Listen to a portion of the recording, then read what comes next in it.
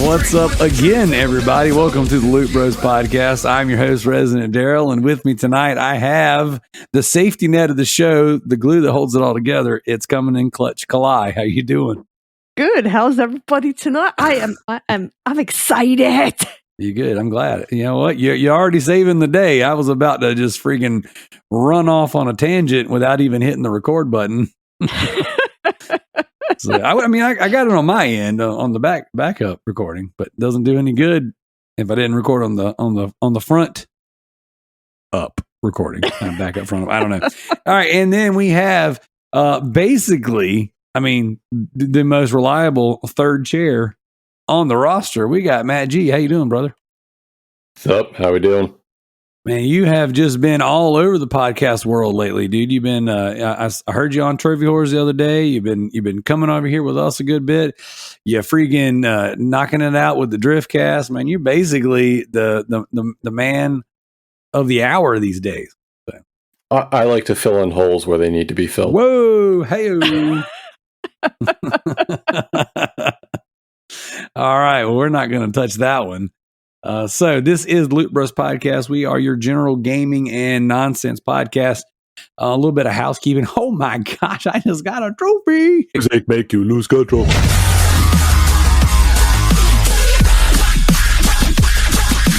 I paused the game and a trophy popped like 30, 45 seconds later. So we'll take that. This is a gaming podcast. We do lots of gaming related stuff, but that's not all we do. We've got a Patreon. You go to patreon.com/lootbrospodcast or go to the show notes. I always put links in there. You can follow our Patreon, get involved for as little as $1.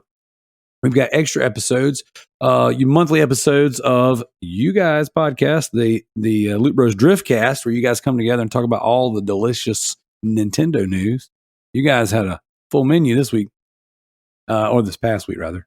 And then we have the Loot Bros Comic Cast, where myself and some co-hosts get together and talk about comic books. One of those co-hosts is a comic book artist. So, yes, there's always that good stuff. And then every now and again, we sprinkle in some other stuff. We do a Super Loot Bros podcast each and every month that you get with your $1 tier. We also have a $5 tier where you can get in on the Patreon, where we have all the podcasts I just talked about, and we have our monthly deep dive. This coming deep dive is going to be Kalai's favorite game of the year, some would say. WWE 2K22. Do you smell what Kalai is cooking? What? What? Yeah, I'm very excited about that one. I think we're going to have a good time. Joe and myself will be getting together to lay the smack down. So know your role and shut your mouth. All right. Yeah, we got lots of good Patreon stuff. And you can always get in at the top tier, $25 tier, and you can challenge us to play a game. So we do have a entrant in October's.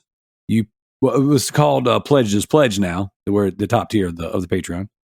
And I cannot reveal who the host is or the game is yet, but I do know it's coming, and I'm excited about it. Wait, what? Somebody's getting a new game? Somebody's getting a game in October. So, ooh. Yeah. Any hints?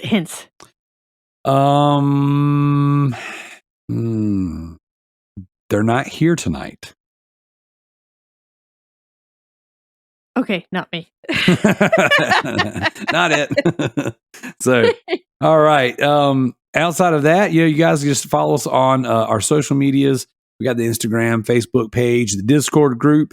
We have a Facebook group, and we have our YouTube. All those places are places you can contact us, or you can write into the show at thelootbrospodcast@gmail.com. That's all the housekeeping, with the exception of one last thing. I meant to say this earlier. And you guys, actually, since you can see me on the camera, not the audience cannot. Where the freak is that at? I want to deal with them. I lost them. So that sound is him playing in a drawer, not his pants. Leave things up to the imagination, Claude. Don't spoil it for everybody. It doesn't make very good conversational podcast with you rattling around in the background there, buddy. Here we go. Yeah, if I turn the light on or put pants on, these things might change things. So we have a partner with the show. It is Ted's Collectibles. You can find the description, links, all that good stuff in the show notes. But Ted's Collectibles make these very awesome. You guys can see it in the camera. The listeners are going to have to use their imagination, but they make these awesome playing cards, your trading cards over your favorite, your best, whatever you choose, platinum and achievements, trophies, things of that nature. And I got a handful of them I'm showing you guys right now. Look at this. Boom. Call of Duty Ghost, baby. Woo. But you can go to Ted's Collectibles, use the promo code The Loot Bros, and get 10% off your order. I posted pictures of these on our various socials. These things are awesome, man. Like you get these awesome Pokemon style trading cards. It has the logo from the game that you played, whatever trophy, logo you decided. Mine were all platinums because that's how I roll. And then it has stats on there, rarity, the date you earned it, and the hours it took you, plus your 5-star rating. Pretty excellent stuff. Pretty nice, high quality cards. So if you're into trading cards and you want to have a nice little keepsake for your digital goods, Ted's Collectibles is the way to go. So, all right, that is all of the housekeeping news. By the way, true fact that those cards do increase your EP. EP, that's right. That's right. Actually, so it's funny you bring up the EP. Okay. There's a conversation that needs to be had about it. So a lot of us like to, measure our EP by the amount of trophies and achievements we collect. I hear Sadik has been really laying the gauntlet down on the Steam side. He has. I was really surprised because JT was like, "Oh, read out the read list." The Steam. I'm gonna win. Yeah. So I was listening to the episode and I thought that was pretty awesome. By the way, thank you guys for covering last week. But yeah, so you can measure your EP with the digital goods, but did you know that with Ted's collectible cards, you can measure your EP in real life with a real card? Yep. He's going to listen to this. What did I pay for? He's going to be like, wait a second. Wait, don't be measuring your PP with my cards. What are you doing? It would be really funny if he made a special Loot Bros run of cards that on the side of the card actually has increments in inches and in centimeters. We would have to have the poop sock. Oh my gosh. There you go. Yeah. There you go, Ted. Hey, you can have that idea. I'll let you. That one's on me. So, all right. Here we go, guys. Each and every week, we open up the show with a toast. We like to start things off toasting to our Patreon producers, MZ Nitro. My name is effing Mayo. And Sadik, the obviously the king of the Steam EP. So, and we also like to toast to things that are good in gaming. So, we had a lot of big conferences. I say conferences. We had a lot of state of plays, Nintendo Directs. There was this weird ID at Xbox thing where they do this weird. I don't know if you guys watched it. It wasn't great. No, I didn't. UB Forward happened. So there's a lot of gaming news, a lot of cool things coming out, and we're getting ready to hit that game season of the year where a lot of stuff starts dropping. So there's a lot of cool things to toast to. You guys got anything you want to celebrate?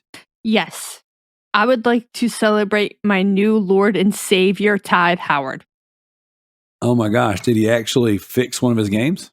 Oh, no. I just bought Skyrim for the 5th time. Oh my God. You pledged your allegiance again. You gave him your tithe. I did. And somebody said something about, I'm just helping him take over the world. Maybe. How do you feel about that, Matt? How do you feel about Todd Howard taking over the world? So, Kalai and I were having this conversation about who's bought Skyrim more these days, and she's telling me how well it plays on the Steam Deck, and that she bought the enhanced version on the on Fanatical. So I asked her, "How much is Todd Howard paying you, Kalai?" Because I feel like there's a sales pitch going on that Kalai's getting some extra money in the back on the back end. That's right. So she gets her bugs and glitches fixed early on those day one patches, where everybody else has got to wait a couple years. So it's so funny. I was listening to a podcast yesterday, and people were talking just about the new Fallout 76 update and how busted and broken it is. And they're like, this is at this point, just put it out to the pasture. Just put her down. Not my words, theirs. So, all right, well then let's crack it open and celebrate. Get it, Kalai? I'm seeing you. You could actually see it this time on the any second. Oh, get it. So I actually drank my Monster early tonight. It was crazy. I was thinking, my wife and I were trying to make plans on what to do tonight. I was like, I'm busy. I got something to do. She said, what are you doing? I was like, I don't know, actually. It's been such a wild week. I don't even remember what I had going on. And then, so I cracked my Monster open. I had it with dinner. Get ready to put the kids to bed. And then I see messages pop up. I'm like, oh, crap. I'm over here putting the kids to bed. I'm supposed to be recording. Like, man, I forgot it was Thursday. Like, I don't know what day I thought it was. I guess Monday again. But it has been a wild, wild week. Mortgage business flipped on its head yesterday. Friggin' douchebag feds. So it has been quite crazy. But I have managed to play a few games. So I'm actually going to start us off this week, if you guys don't mind. You guys good with that? I know usually I bring up the rear, but I've been playing a couple games this week that I really want to talk about. I'm super stoked. I've been doing the eBay thing a little bit. So, I've been kind of like dabbling, going through my collection, kind of weighing things down. And, as I've said before, PSP and Vita are like non-negotiables. I'm keeping all those. Anything in my Resident Evil collection, I'm keeping. Any of my comic book stuff, I'm keeping. Outside of that, it's kind of like, let me see like really how important things are to me. So PS4, PS5, PS3 games, I don't want to get rid of those. But if the money's right, you know what I'm saying, I'll consider it. So I parted ways with my copy of Godzilla. I don't know if I told you guys about this.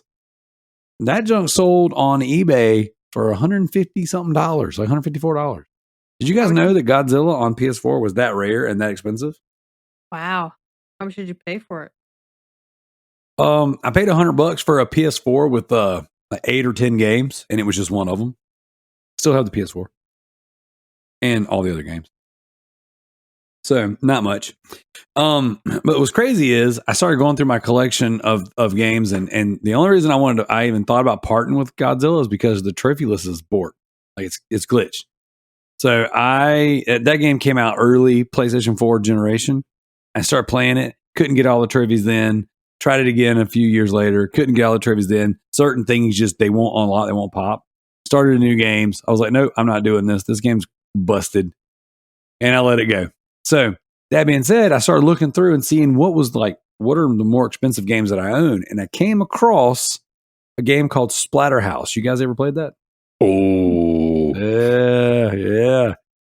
So I own it on PS3.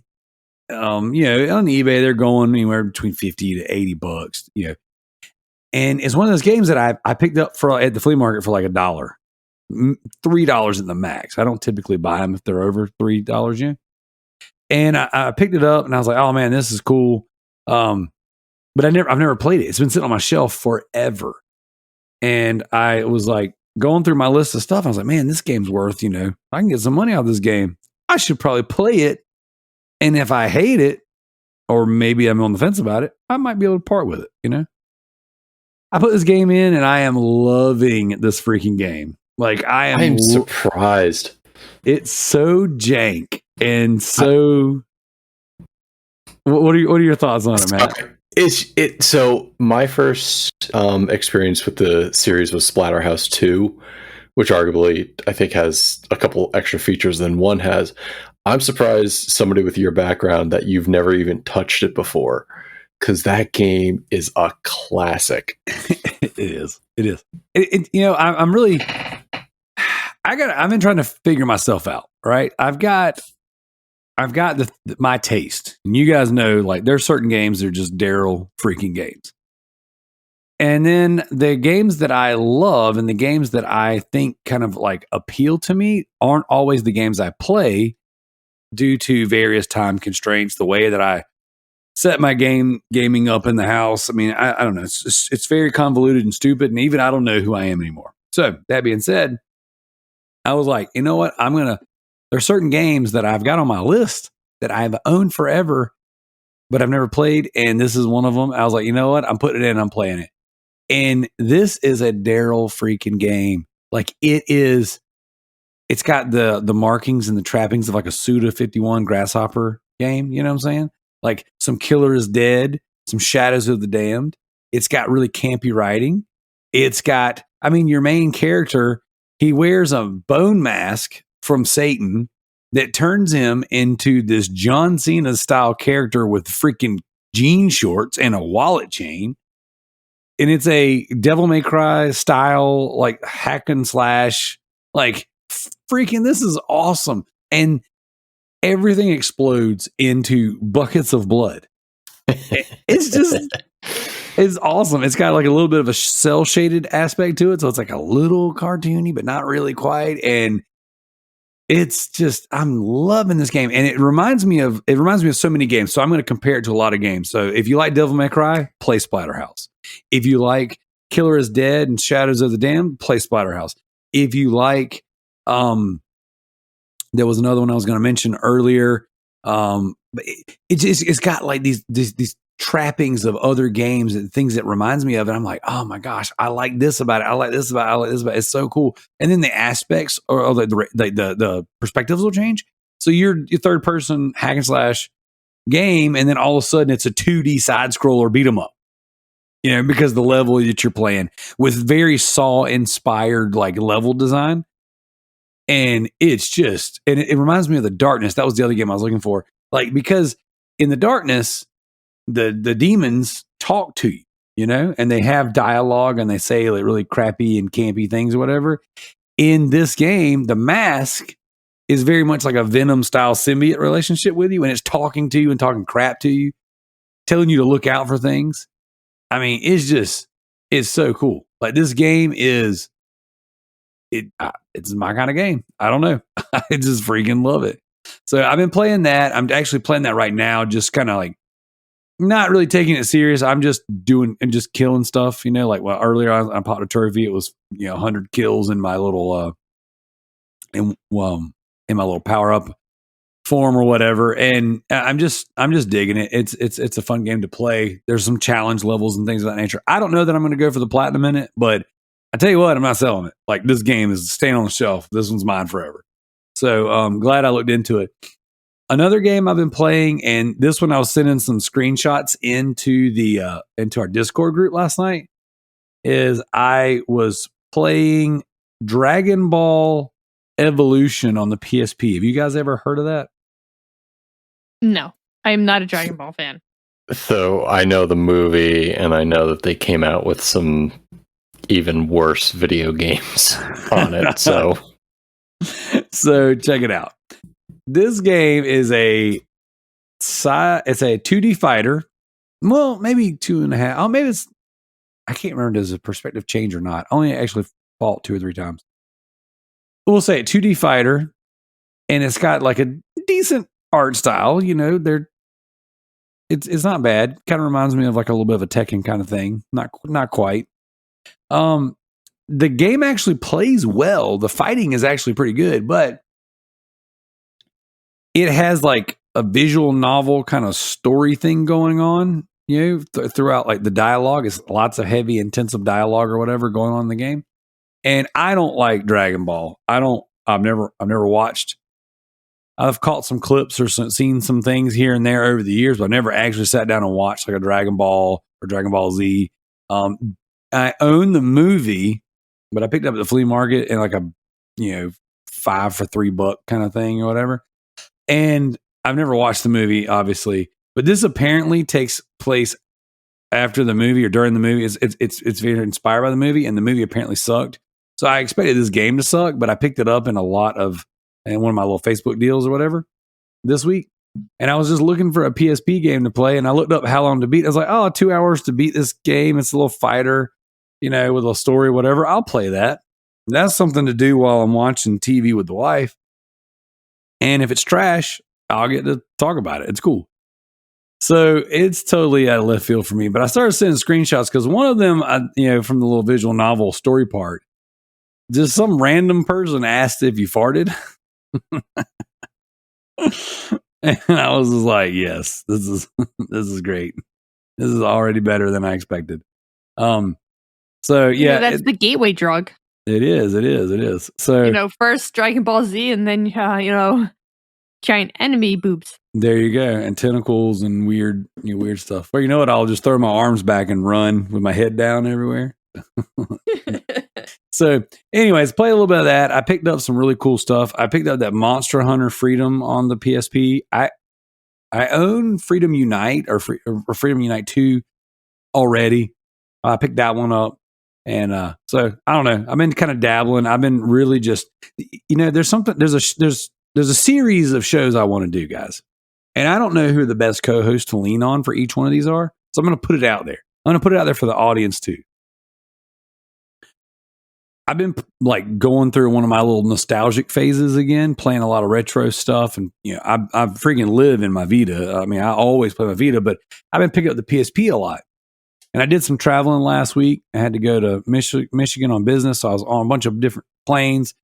And then I was in my hotel room all the way along by myself because everyone that was supposed to go with me on the trip had to bail. So I brought my Switch, I brought my Vita, and I brought my PSP. And I was just kind of playing an amalgamation of games. Wait, why did you bring your Switch? All you do is tell me how much you hate the Switch. Because I want to love it. That's why I keep buying games for it. I want to like it. I want it to click, Kalai. I wanted to put the Switch is it's an awesome handheld. It's an awesome console. There's little things about it that drive me nuts, like the button configuration mainly, and the fact there's no trophies. But I really do want to like it. And a lot of times I'm just kind of ribbing you guys too, giving you a hard time. But either way, I brought the Switch. And I was hoping that I'd fall in love with it. Didn't happen. That's okay. We'll try again. But I was playing my PSP, and there's something about when it turns on, the sound that it makes, the nostalgia that just blows up inside me. It's like, oh my God, I freaking love the PSP so much. And I want to do a show, whether it's a main show or it's one of the Patreon shows. I want to talk about PSP games with someone who knows PSP. I want to talk about Vita with somebody who knows Vita, like somebody who knows it like I know it. PS1, PS2, PS3, PS4, Xbox OG, Xbox 360. I mean, nobody really knows Xbox One. They didn't have anything. But I would like to talk about games with people. That was a joke. But you know what I'm saying? I kind of want to go through like a series, whether we do it on the main show or Patreon. I'll take feedback from anyone, co-hosts and listeners. But I would love to do almost like a top 5, top 10 breakdown of what was the best, and then almost like a top 5, top 10 of what we love the most. I know we've done some stuff like that with like time frames and eras, you know what I'm saying? Like 2000, 2010, 2020 kind of thing. But I want to do something like really deep into some of these games that people maybe didn't know about. And man, that PSP has just been hitting lately. So the only other thing I've been playing this week, and I'm going to talk about it a little more later, it would be The Last of Us Remastered on PS4. So all the hype of the new Last of Us coming out, the new version of The Last of Us coming out, and listening to people talk about it, review it, kind of re-going through the story, I was like, man, I really kind of want to jump into that again. And it was the right time. It was good. I haven't played the game since it came out on PS3. And so it's been good. It's been good. So, all right, Matt, you want to jump in next, and we'll let Kalai bring up the rear? Sure. I've got 4 main games that I've been going through right now. First up, to pitch the Loot Bros Game of the Month Club, I finished up the DLC for Ghost of Tsushima. I'm going to rely on my memory to talk about that when that comes around, but I took the opportunity to actually go through and push myself through the DLC, because I started and stopped it a bunch of times. And again, I just love that freaking game. Everything about it, and I don't want to go too deep into it because we'll talk about it in the future. Yep. But the stuff that the DLC adds, as well as just having another area to explore, is just so much fun to me. I'm I was excited when that game came out. I was excited when the DLC came out. I was excited when it came out for the PS5, the director's cut upgrade. It's just everything about that game is beautiful. Heck yeah. I've got it installed. Haven't jumped into it yet. So you haven't touched it at all? No. I there's a couple games I'm in the middle of that I kind of wanted to get through before I jumped into that one. And so I've got it installed, but I've got it installed on I've got it installed over here so that when I'm actually sitting in my recliner with the surround sound on, I can play it. Okay. I have there's position that I play games in where I can do things in the background. Whoa. The position, you get it. Oh, and then there's games I play in the bedroom. Whoa. While the wife's preoccupied with her trashy TV. Ghost of Tsushima, I can't do in those places. So that is in my actual game position to where I need to pay attention. So starting that this weekend. What was really interesting when I was playing on the PS4, anytime I went to fast travel, kind of it's like the same thing with Horizon Forbidden West compared to Zero Dawn. As I'm fast traveling, I'd have to pull out the phone and wait for the game to load. But on the PS5, okay, I'm there. Time to move. Yeah. So playing through that. Same in a similar vein, I'm going back through Spider-Man Remastered for the PS5, just because I love that game too. And Spider-Man's my homeboy, like Batman's your homeboy. So it's just, I've waited so long for such a good Spider-Man game. Then moving on with the spider theme, a game actually just came out today called Spider Heck. What? Which is, imagine you're a spider and you could fight with guns and lightsabers. I dig it. Kalai, you know stick fight, right? Yeah, of course. Yeah, so Spider Heck is just stick fight with spiders. It's basically, it could be you and up to 3 of your friends in a battle royale state, and it's a very quick kill 'em all type of game where you have to defeat your friends, and you get a point for the match. Then it goes to the next stage, and you rinse repeat until like somebody has 10 points. But it's all very bombastic. It's all neon colored. As a spider, you get to whip around the stage like you're Spider-Man, so you can do like crazy maneuvers to escape your friends' lightsabers or guns or whatnot. And they've got all sorts of modifiers. It literally just came out today, and we've already put like an hour into it because it's so much fun. Sweet. And finally, it came out on Game Pass, but I'm probably going to buy it, is a game called Metal Hellsinger. Oh, yeah. I know what you're talking about. You want to talk about top 5 games I've been waiting for this year? This game has it all. It's a solid first-person shooter. It's similar to another game out there called Bullets Per Minute, where you have to shoot to the beat of the song, but that this game has some serious music backing to it, where lead singers from Trivium, Arch Enemy, Lamb of God, System of a Down, they all contributed vocals to the game. So as you kill on the beat, it increases your multiplier. And as your multiplier increases, it adds different elements to the song. So first starts out basic drums, then it adds the guitar riff, then some bass, then some drums, and then some more drums. And then finally, at the highest level, you get the vocals to the track. And when it all clicks, there's no other game I've played this year that gets my adrenaline going to play. So it's just, the music's right, the action's right, the controls are tight.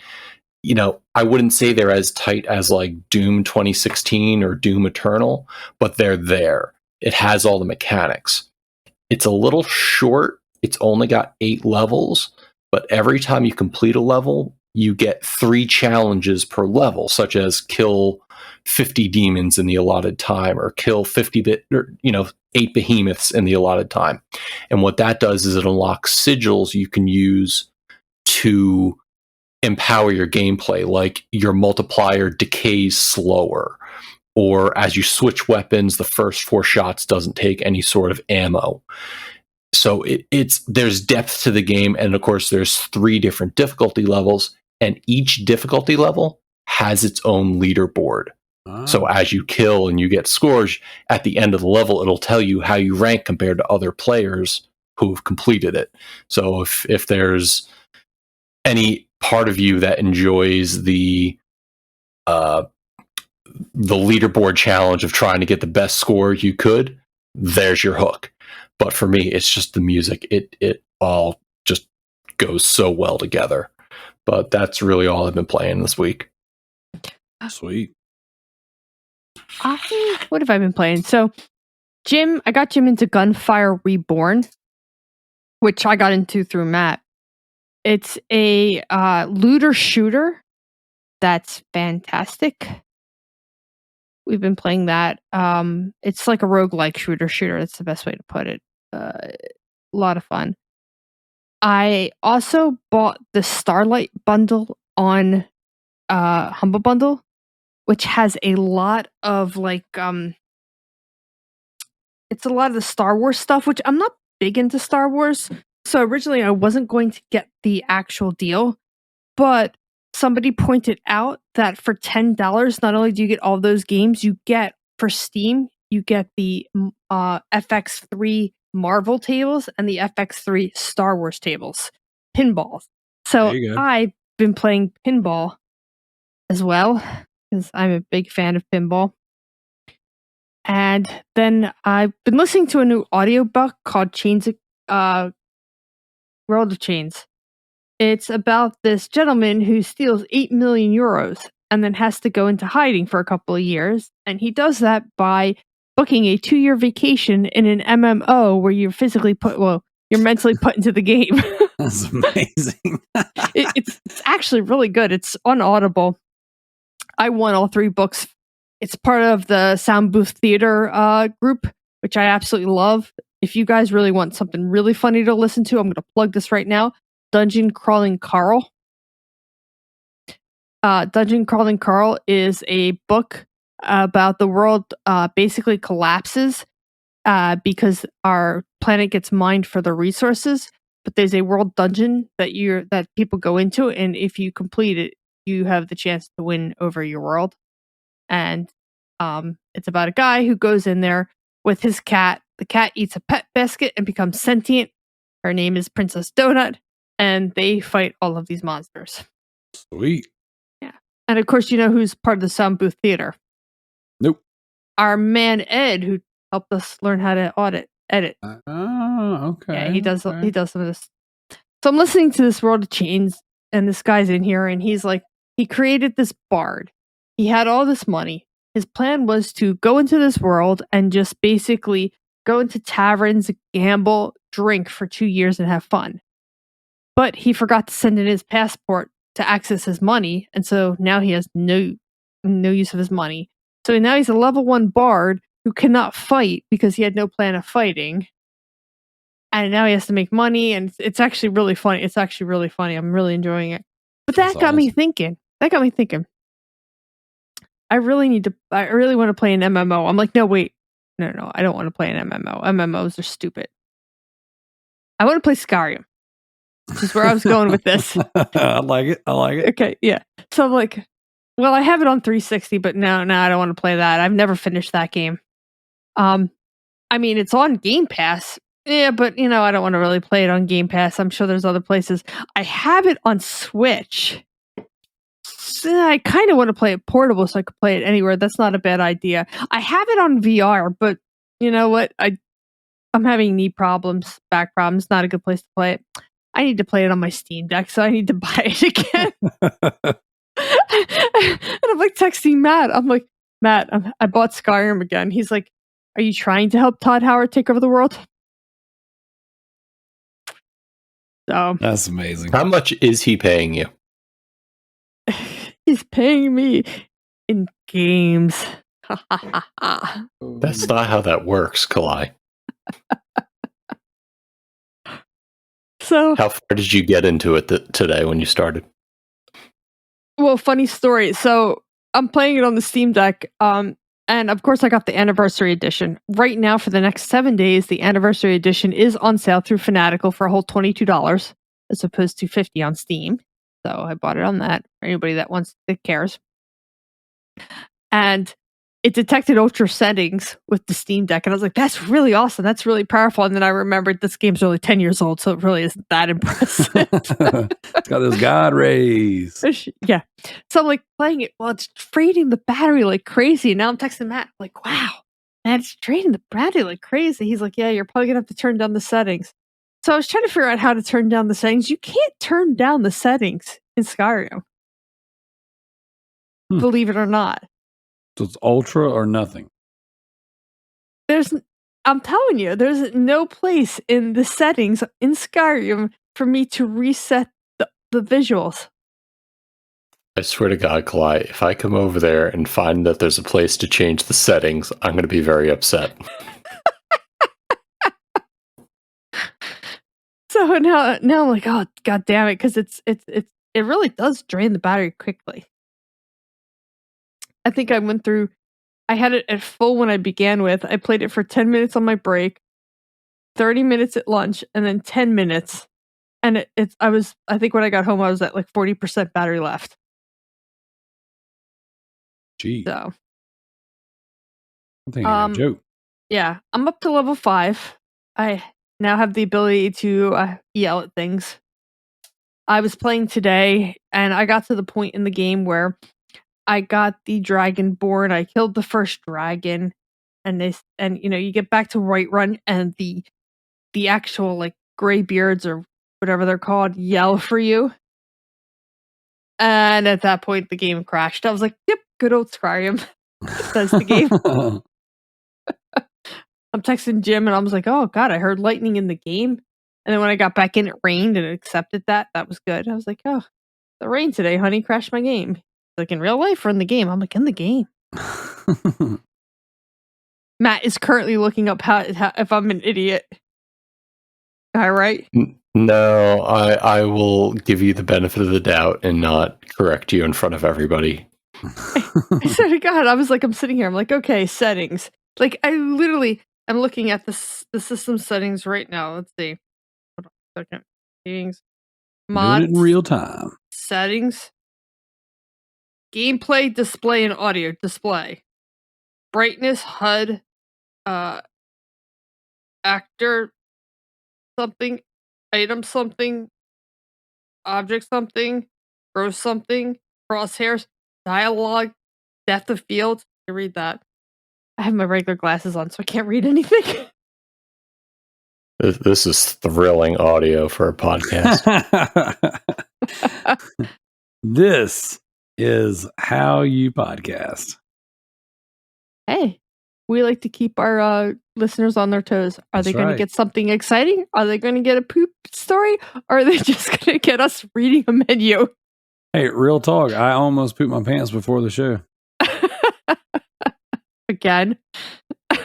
Yeah. So right before the show, my son came downstairs to get a bottle of water after I put him to bed. And I was grabbing my drink.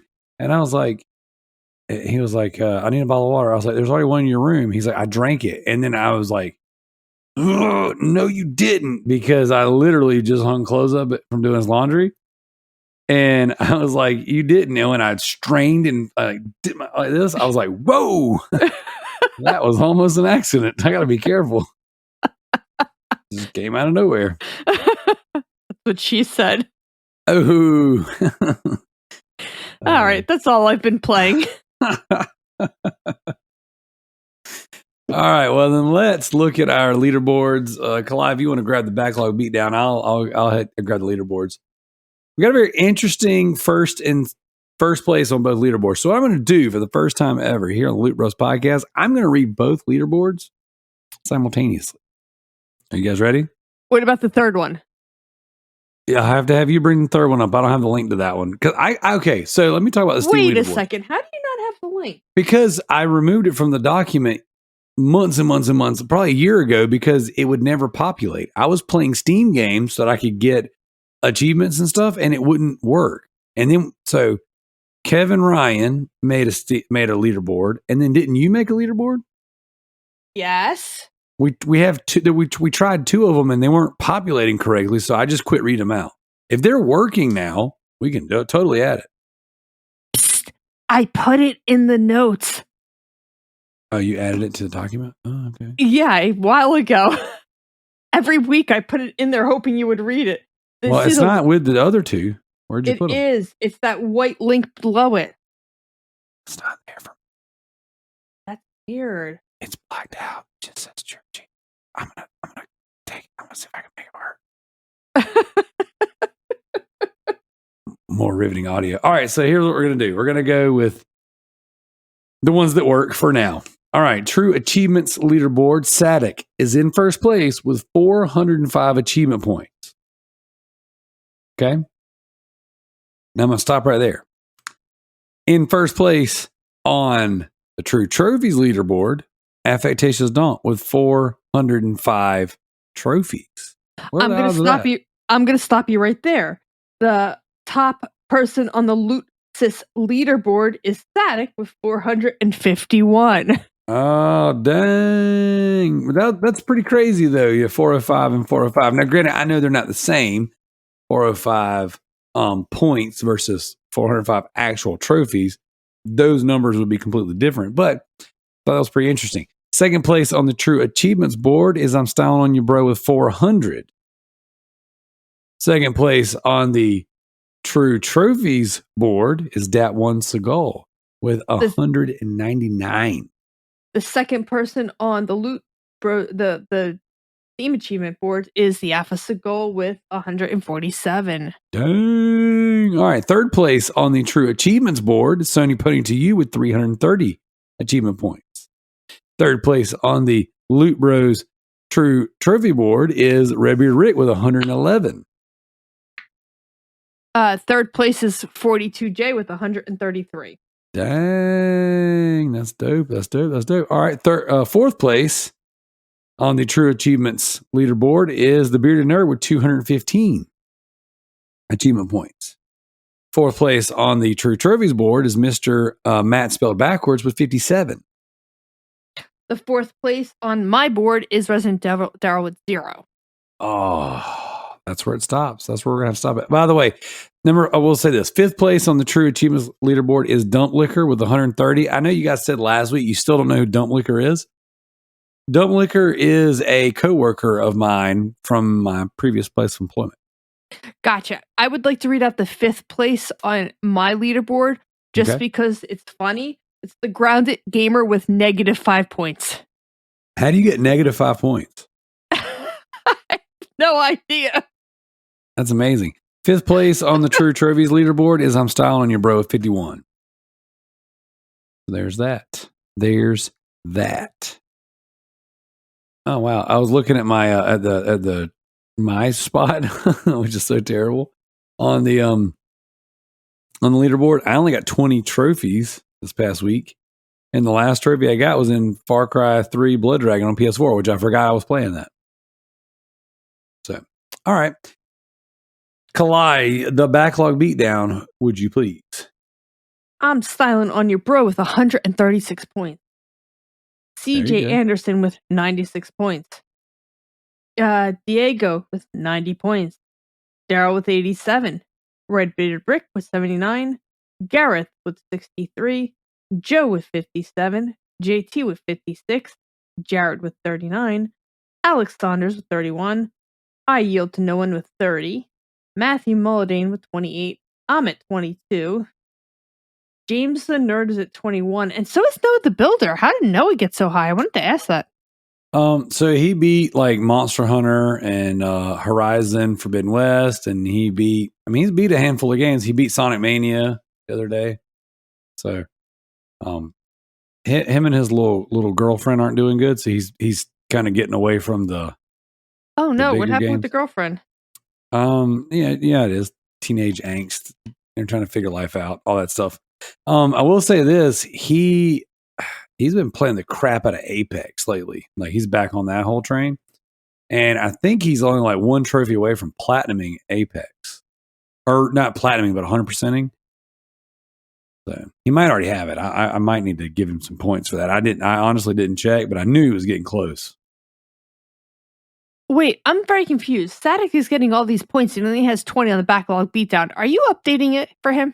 So Sadik doesn't use any of our socials, so he emails me the games that he beats that qualify.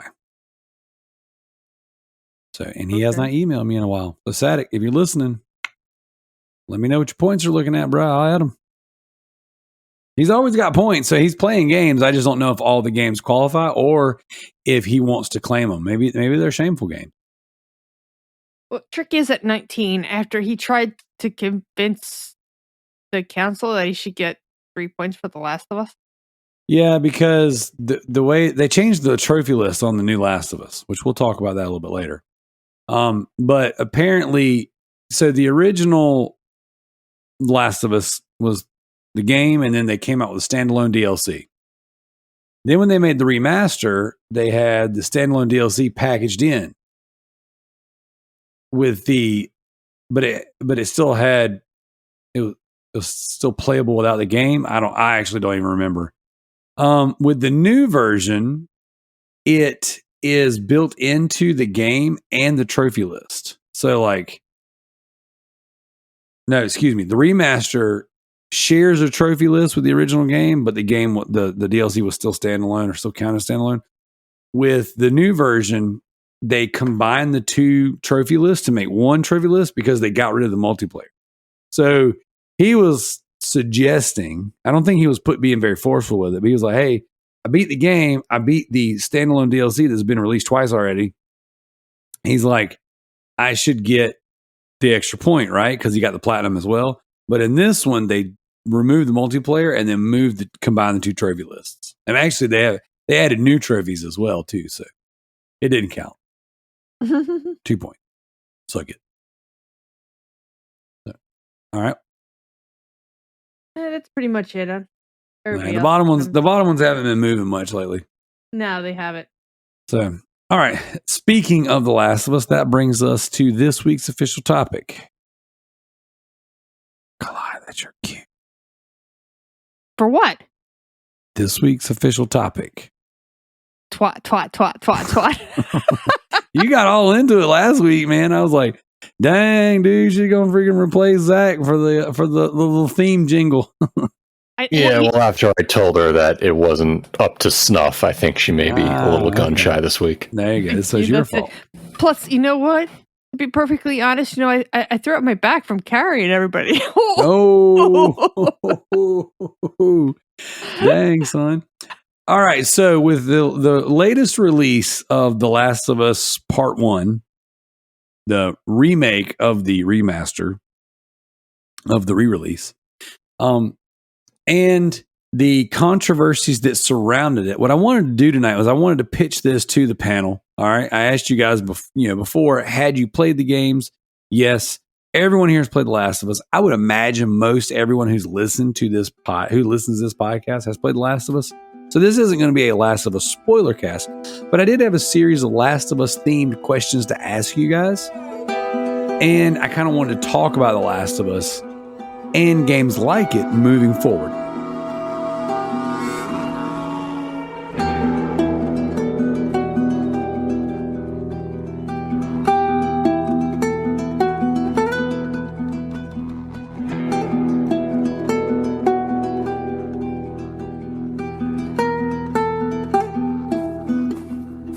So for starters, let's go around the panel, starting with you, Matt, and just give what was your general takeaway, your thoughts on the Last of Us. So I played The Last of Us originally back when it released on PS3. I played it there as well as the Left Behind DLC. I did not play through the remastered. I didn't buy the remastered, so all of my experience is allocated directly to the PS3. Just putting that out there. Sweet. That said, I loved that game. There's some out there who detract from the story, detract from some of the game mechanics. I thoroughly enjoyed every second I played that game.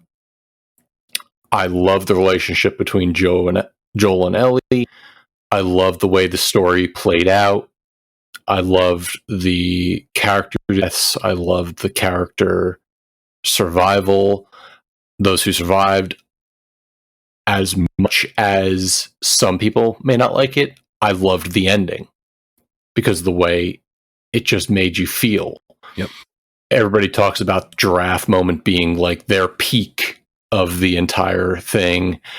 I just remember the adrenaline of the last section going through the hotel or the hospital. Yeah, as wild. Joel. I remember Ellie using the bow to hunt in the winter. There's just so much of that game that's wrapped up in moments and moment to moment experience. I don't remember when I first became cognizant of the game, but I know that the second it came out, I had to get it and I had to play it, even though it was like zombie themed. And I think even to this day, we're still inundated with a lot of zombie stuff. Especially the first half hour of that game, Yes. which people still talk about to this day as one of the most emotional roller coasters of any game, and it still holds up. And that's what's going to stick with me is that this game has so many great moment to moments. I'm eager to play through it again, but as we said before the show, I'm not willing to shell out $70 to have the privilege of playing in a game with just basically newer, better textures. Right. I feel that. And we're going to talk about that actually. So, Kalai, what are your general thoughts of The Last of Us? I really liked The Last of Us. It's the reason I bought a PS4. I heard so much good things about it, and I really wanted to play it. So when I bought my PS4, I got the PS4 Last of Us bundle. So I did get the remastered PS4 version, only because that was the first Matt one I played. Heck yeah. I guess I'm desensitized a lot to the tragedies that they stick in stuff in movies and games to move you. So the whole start of the game just didn't. I was like, okay, that happened, whatever. It didn't move me, but the ending and the relationship did actually stick with me, and I did like the ending of the first one. In the beginning, it's sad what happens with Joel, but I'm not invested in Joel at that point. By the end of the game, I'm invested in Joel and I'm invested in Ellie. And I mean, even the amazing part where they get to the giraffes, that was really cool. It just had some really cool parts about it. I also had stuff I didn't like. The fact that the kid couldn't stupidly swim. That's so funny. I just played that part today when you first encounter that. So yeah, I got to chime in on all and agree. Second, both of you. I love The Last of Us. I think it's one of the greatest games ever made. I think it's one of the greatest stories ever told in a video game, and it really kicked off deep, meaningful narratives in video games, in my opinion. That opening scene shocked me. When that happens, I was like, "Are you what?" I wasn't expecting that. I didn't. I just wasn't ready. It was good. It was so good. But that game was the first game I ever played that playing the game wasn't fun.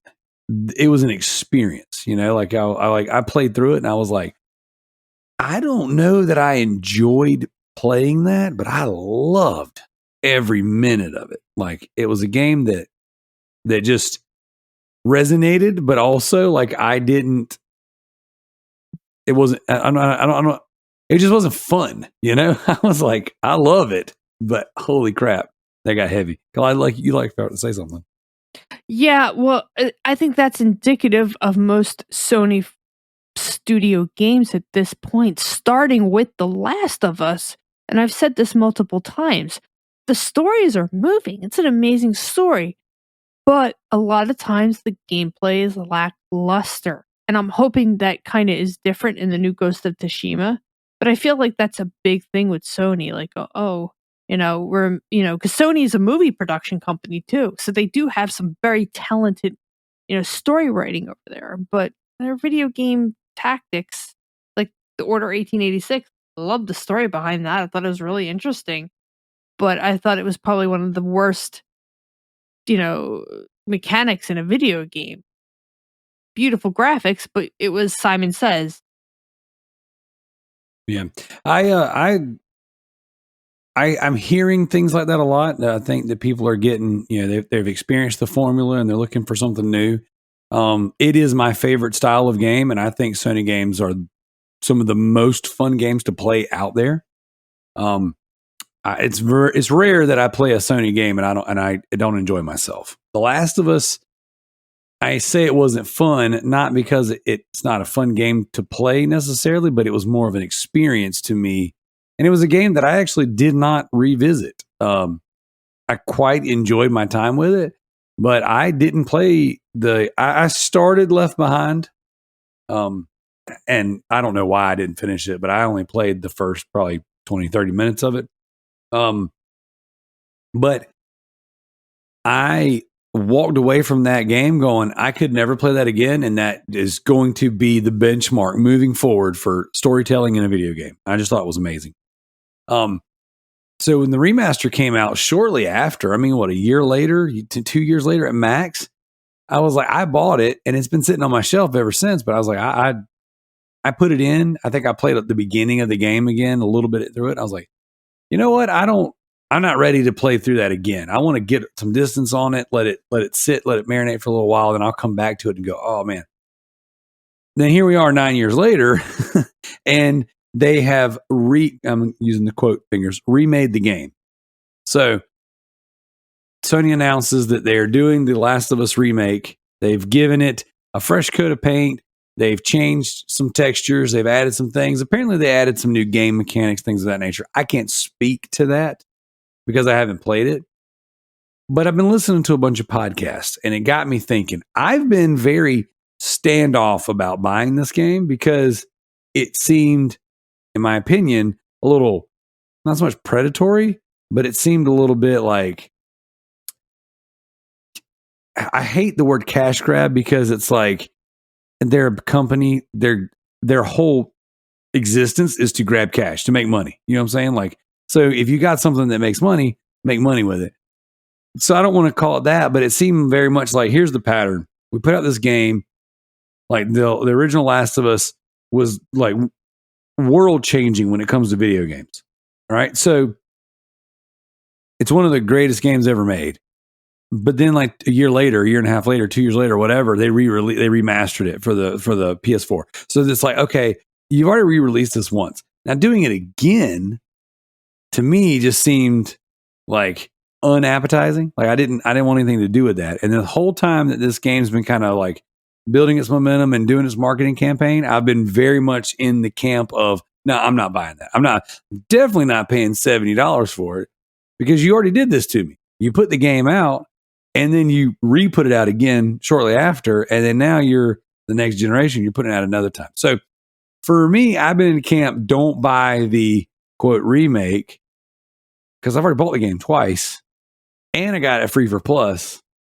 So where do you guys stand on this game releasing another time? I think it was a good game. I think it's a good story, but again, the gameplay for me was not fantastic. It didn't make me feel like I want to replay this all over again. And this coming from someone who's bought Skyrim 5 times. Like every time I play Skyrim, I can play a different character. I can play a different weapon. I can try something else. Or even Monster Hunter, with Matt and I have bought every single one of Monster Hunter. Again, I can change things up. For me, I can't change things up. And so for me replaying it, I already know the story, would just kind of be boring for me. And for $70. Now, I get why they wanted to do I get why they wanted to do this. There's usually a couple of reasons. One of the reasons they like to remaster to a new system is it helps them learn how to program for the new system. But they've already put out The Last of Us Part 2 on. So that kind of throws it out the way. But the PlayStation 5 does have ray tracing. I've already experienced this on PC. So some people, I get wanting to rebuy that game for how beautiful it would look on that new system. And I'm sure it looks very beautiful. Am I going to spend the $70 for it?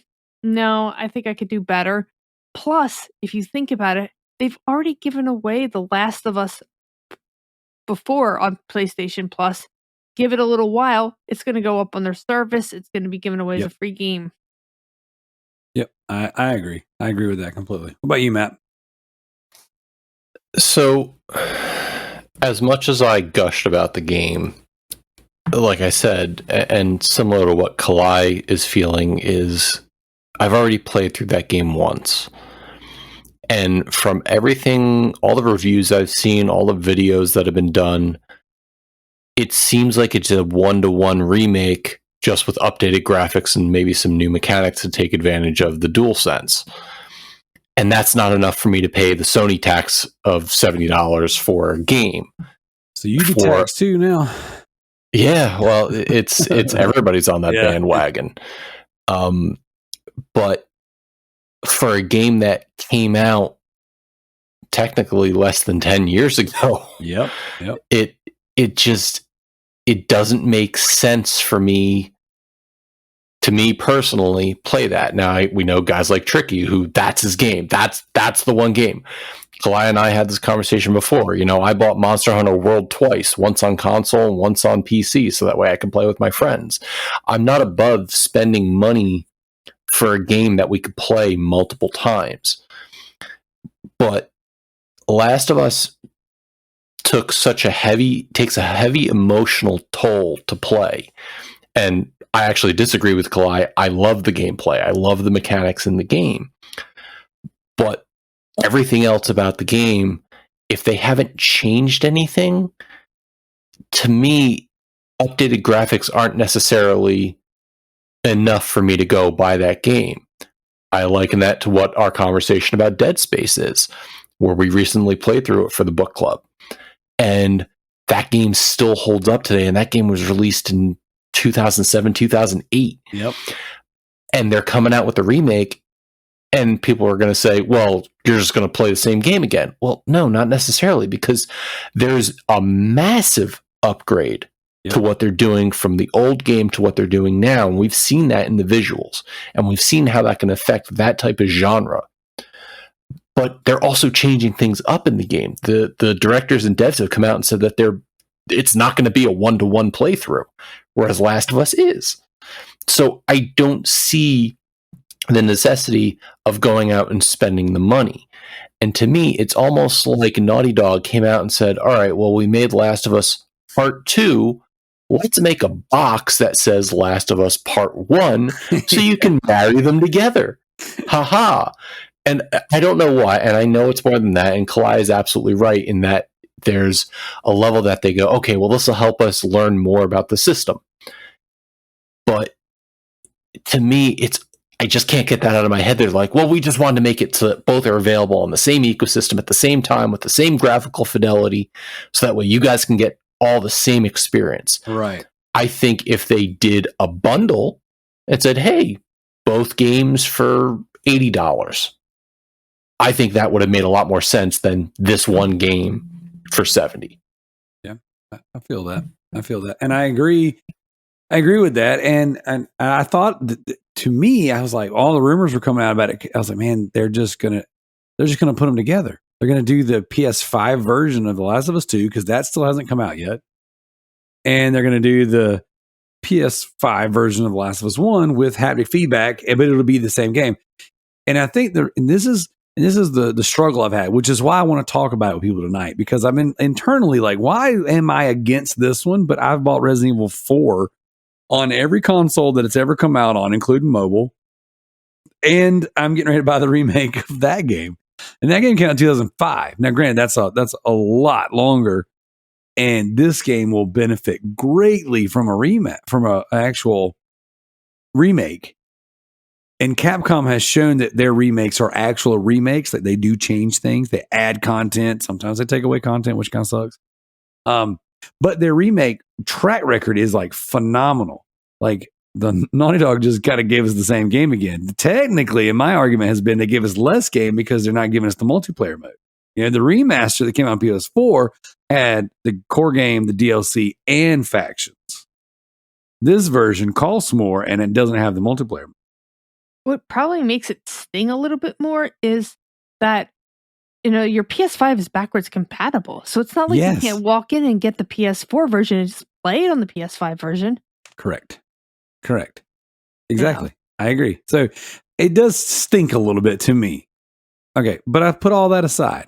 Okay. And so the game's great. I don't want to buy the new one. But you know what? I never played the remaster. Like Matt was talking about earlier, my only experience was playing the PS3 version. So I decided I was going to put it in this week and play through the remaster version.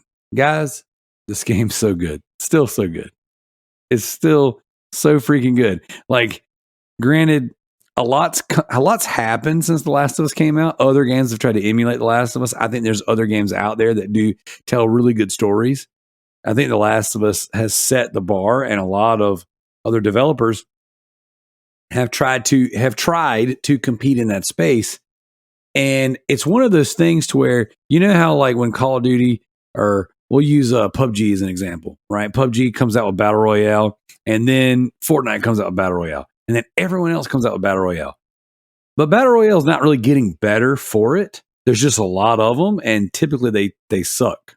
There's the ones that were good that started it, and then everything else is just kind of background noise. Good storytelling, like, sets a different precedent. And I don't know if this is necessarily like the case all over the place, but like, when The Last of Us came out with good storytelling and narrative in a game, it seemed like everyone else that's been trying to do that, they've been better for it. Like, I don't think games have gotten worse for trying to tell better stories. Does that make sense? Yeah, sort of, but again, to me, it's the Sony formula. Well, I'm not even just talking about Sony. I'm talking about gaming in general, right? Like, so like storytelling in general, since this has come out, has gotten better. I'm thinking about games like Plague Tale: Innocence. Have you guys played that? Yeah. No. That's a good game. It's a good game, and it's got a good story, and it's got a good tone to it and good atmosphere. And it reminds me, it doesn't necessarily remind me of The Last of Us so much, but it reminds, like, the tone and the relationship between the girl and her brother and how she's looking after him and taking care of him. It was like, man, I feel like, and I don't have any way to prove it, but I feel like that storytelling in games have gotten better, have taken themselves more serious, and they've done things that maybe they weren't going to do because of the games like The Last of Us that exist. Now, as I'm going back through this game, I'm like, man, it's a masterpiece. It's really, really as good as I remembered. And Matt, I'm gonna lean to you for this one. Like, we played it on the PS3, and that was a relatively new experience. And at the time, in my memory, it played fine. Like, gameplay wise, like the actual shooting mechanics and all that stuff, it played fine. I remember feeling like, well, it's a little hard to aim, and things come at you kind of fast, and it's like, oh man, this is like the chaos of it all kind of ramps up.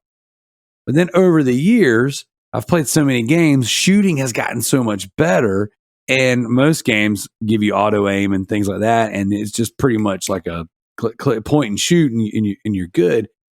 Going back to this game, and it's like, man, like, it's still like that chaos, and that, like, the shooting mechanics are kind of like, I don't want to say floaty, but they're not impactful. You know what I'm saying? Like, I'm actually playing the game right now. I'm like, dude, like, I got 3 or 4 enemies on me, and like, shooting is just a terrible idea. At this point, I just got to melee my way through the game. And you were talking earlier about enjoying the mechanics, man. The stealth in the game is good. Like, the crouching and using your grounded, like, vision or whatever, which again is a bit of a Sony staple, but like, man, like the actual stealth mechanics and the kills, it's really holding up. So I don't know how much you remember of that stuff, if you want to, touch on any of that anymore, but man, I'm quite enjoying going back through it again. So it's exactly as you describe. I remember, you're trying to be stealthy, you're trying to get through a section as not easy as possible, but with as little chaos as possible. And you're like, okay, I'm going to round this corner. I'm going to get this guy. And you just miss that one person behind you. And now you've got a swarm of runners and maybe even a clicker. And now you're like, oh shit, I've got 5 bullets. Okay, let me see how I'm going to hit this guy. I'm going to throw a brick at that one. I'm going to throw a bottle and Molotov at that one. And it's very frantic. And I'm happy to hear that it's holding up a little bit. I liken this back to I picked up Resistance Fall of Man for the PS3. Yes. It's such a good game. And I remember playing it back in the day, and the controls were so good, and I could do everything. And I'm loading it up now, and I'm like, wow, I can't aim for crap on this. What the hell? Because the technology has gotten better. Yep. But like I said with Dead Space, the controls still hold up. Yes. Here, since I haven't played it, I can't speak to how the original PS3 or the remaster or even the new remake play. Maybe the remake does something in the way of tightening up the controls that makes those tense moments a little easier to deal with. I'm speculating. But yes, I remember playing the original game and having those tense stealth sections and those frantic action sections where you got runners coming after you because you messed up shivving somebody. And it's those, again, moment-to-moment gameplay values that really made that game for me. Everything just packaged up so tightly. I never played it on the hardest difficulty, which I think doesn't give you the echo mode. Correct. Because I'm a chicken shit and I won't play a game like that. But for people who go through that to get the platinum, that's just that extra icing on top, showing how good and proficient they are at the game, that the mechanics work and do what you're supposed to do. Yes. And I've got a few friends that have gone through all the different difficulties. That is not for me. And I will say this, with the new game out, it seems like the platinum is much more attainable. They have taken away all the difficulty trophies. I mean, it took away the 40-hour multiplayer trophies. So is that how Tricky got the platinum? Yes. Yeah. Because, I mean, realistically, you have to beat the game on hard to unlock Survivor. You have to beat the game on Survivor to unlock Grounded. And then you had to do the factions mode, which numbers are, I hear 48 to 50 hours to do the factions mode, like the online. So that's a grind, a kick in the nuts of a platinum. And it was one of those, like, for me, it's like the game was really good. And I don't know if it's like, there's something about when I play a game that just strikes a nerve, like strikes a chord, like this is amazing. I don't always go back and do the cleanup for the trophies and stuff. The Last of Us was like that. Heavy Rain was another one for me. I freaking love Heavy Rain. I thought the storytelling in that game was amazing. But that is not a game I wanted to go back and play over and over and over and see all the ins and outs to get the trophies. It was kind of one of those games where I played it and I keep telling myself I'm going to go back to it. But like my story was, I got the worst ending in the game, but that was my story. And it was so good. With The Last of Us, part of me didn't want to go back because I've walked away from it. Like Matt was saying earlier, like that ending was awesome. Like that ending, I was like, man, like what a effed up ending. That's not the way I expected it to go. And that's what I love about it, because you're supposed to feel a way about that ending. And some people, because of what it is, some people could be happy. Other people could be like, well, I need to go talk to my therapist now because that is just not what I was expecting. And Ellie's last word of, okay. Yep. Like it just a gut punch of everything that you went through in that game. Yeah, it was good. And I don't know, man, like, I don't know, like I went into this, The Last of Us, the new part 1, where's part 1 is the PS5 version. But I went into this with this idea that I didn't want it. Like I didn't want it to exist. I didn't want it. You've already sold this game to me twice. It's too soon. It's not enough for what you're asking. And then as I'm playing through the remaster, because I've been listening to enough people talk about it, I'm like reliving the game. And I'm like, dang it, man, it's weighing on me. it's wearing me down. Now I'm not paying $70 for the game. I'm not doing it. But a week ago, 2 weeks ago, I wasn't even going to play it. You know, I had told myself, I'm going to play anything. I'm going to play the remaster because I already own that one. And I own it digitally and physically. And I haven't played it. So I'm going to do it. Now I'm playing it. I'm like, I might play this, and then when the other one's cheaper, or like Kalai said earlier on the service, I might go back and then get the platinum. So the other question is, did they put out The Last of Us Part 1 and do all this because of how badly the second one was received? So, you know, a lot of the podcasts and the rumors and speculation I've heard don't necessarily say anything about the reception of Part 2, but more so on there was an internal Sony studio. This was actually said on one of the most recent Sacred Symbols Plus episodes. They said that like the internal art studio that was doing the remaster, apparently Naughty Dog wasn't feeling what they were doing or their progress with it. So they took it on internally, you know, as kind of like, we'll just take it, we'll make it right, we'll do it ourselves kind of thing. And the guy that was the head of the studio ended up leaving. So I don't know. Sounds like there might have been like whatever was originally being worked on wasn't great, and Naughty Dog, you know, just was like, "Nah, we'll do it ourselves." So, but you know, they said the reason why they did the remaster originally was because, like Kalai was saying earlier, they wanted to learn the architecture of the system and put a game out. You know, they said with this one, this is the version that they always dreamed of having out. So, who knows? It sounds to me like it was probably, you know, easy money while they're working on this factions game, because apparently the factions that was supposed to release with The Last of Us 2 is now becoming a full-fledged game, and that's taken a while. And they've got another game in the works that's supposed to be some kind of sci-fi fantasy game. So I don't know. You know, they left us with the opportunity to get more Uncharted as well. So I don't know what they're doing, but I will say this: I'm playing through the game again, and it's good. And I wanted to have a conversation with people about it because I was feeling some kind of way, and I'm listening to podcasts where people are playing it, and they're really enjoying it.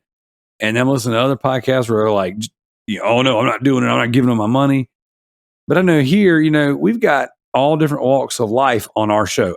We got gamers that play everything. You know, we got the PC crowd, we got the JRPG crowd, we got the Xbox crowd, we got the Sony ponies. I mean, like, we've got it all over here. So, I mean, we can bounce things off of each other. I can get good feedback from you guys. And I wanted to put it out there that, like, if you're thinking about playing it again, we have it on PS Plus Extra. We got it for PS Plus the game collection. If you bought a PS5, you get The Last of Us. They gave it to us on PlayStation Plus just for having a subscription. And the game's actually only like $10. So like, there's plenty of ways to play it, but I highly recommend it. And if you haven't revisited it, like Matt, I know we got a lot of things we're doing, you know, game club wise, and you guys are also playing games that you guys play together. But if you're thinking about revisiting it, I know since you hadn't played it since the PS3 days, it's that remaster is still a good version to play. I think, go back to your question, I think there's value in the Part 1 version existing, because despite it only being 9 years or so since it originally came out, there still might be somebody who's never played or touched the game before. And to Kalai's point, yes, you can go out and get the PS4 remastered to play on PS5. But if you have a PS5 and you're interested in the game, I think this is the ultimate way to play. My contention isn't so much that it shouldn't exist. You shouldn't be charging full price for a game that you already built most of the background on. I don't know when development started on this version, but something tells me that a good amount of their work was already done for them. And if they spent most of their time just prettying everything up and adding some new controller mechanics, to me, that's not worth the standard price for a brand new game that Sony's been trying to to do since the PS5 released, especially when, for all intents and purposes, not everybody can still get their hands on a PS5. It's easier than it's been. Yep. But it's still not as readily available as, say, like an Xbox Series S or X. Well, they got them in my local Walmart. They got Series X's. The whole thing is filled up with them. But I think for me personally, if the game came out at $50, I'd probably pull the trigger. But no, because on top of everything else, they're raising the price by $100 of that PlayStation 5. Well, they're not raising it here, though. That's not in America. Are you sure? I'm positive. Yeah, positive. Okay. Yeah. But yeah, you still bring up a good point, is that other countries are getting price hikes on the PS5 between $50 to $100, depending on where you are. Yep. But for a game that is a remake, Sony and Naughty Dog could have won a ton of positive press by not charging the standard fee that they're now charging for PS5 generation games. I agree. And after the reception of Last of Us 2, like, that would have been the move, you know? I think this shouldn't have existed for a while, even though my opinion is not near as strong as it used to be on it. Like, me personally, from a business perspective, I would have done something completely different than The Last of Us, then brought a remake out. Personally, I also would have bundled it with an upgraded version of The Last of Us 2, maybe put them together, sold them, Last of Us 1, Last of Us 2 at a discount. I would have, like, maybe $40 a piece or $70 together or something like that, But I would have never, I would have personally never greenlit a $70 version of it. I mean, Kalai, sorry to cut it in, no, but good, like as Kalai was talking earlier, how many times have you bought Skyrim? But you also haven't paid full price for Skyrim on every purchase, have you? No, that's correct. I haven't. So, and that's the one thing about, I would have to say, kind of what I like about PC. And I know all your PlayStation people are groaning and, TurboTax and stuff. But for us, what the PS5 version of The Last of Us is doing is letting you use that ray tracing, which I get. In our systems, in our PCs, they're giving those upgrades for free, or they're charging maybe $10 to upgrade. I know the Skyrim, like if you own Skyrim, they put out an anniversary edition. For $20, you got the better version of the game. You're not paying $50. Or I can mod it for free. Or you can mod it for free. So why didn't they do that? Why didn't they plug in a DLC for an extra $10 into the game that would upgrade your graphics setting? They say it's not as simple as just upgrading the graphics. That they've done a lot with the character models and all the other stuff. Yada yada. I don't know. I'm not making excuses for it because I'm still not about it. But revisiting the game, it's great. Now I want to, unless you guys got some final thoughts, I kind of want to pivot off The Last of Us for something. Then we're going to get out of here. Sure, go for it. I don't have anything else. Anything else, Matt? You're good. Okay, cool. So sticking with Sony for just a minute. Kalai mentioned it earlier and Matt mentioned it earlier. We have our game. Kalai, you might have mentioned it on the last episode, and I was just thinking about it. Either way, we do have our Loot Bros game club. Okay. We were talking about Ghost of Tsushima earlier, talking about that Sony formula. Matt, you were talking about playing the DLC earlier. November 3rd is the date. That is the night we will be recording our review discussion on Ghost of Tsushima. That is our most recent Loot Bros game club, voted on by the patrons. The first week of October, the new list will go out on Patreon for everyone to vote on.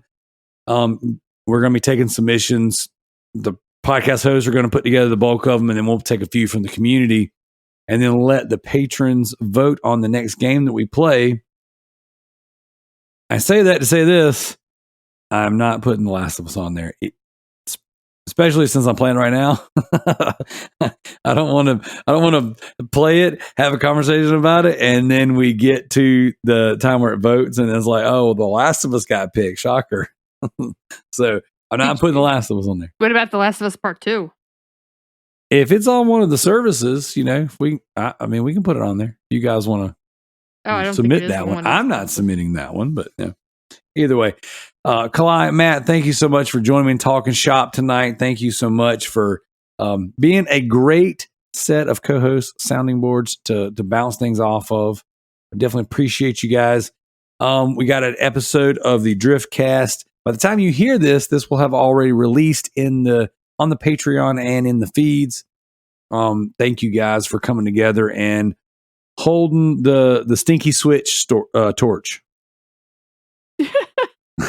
Sorry, there's a podcast I listen to where they call it the Stinky Switch, and I think it's friggin' hilarious. So, like I said, Loot Bros Podcast, guys, leave reviews, check out our groups, join in on the game club. I think it's going to be pretty awesome.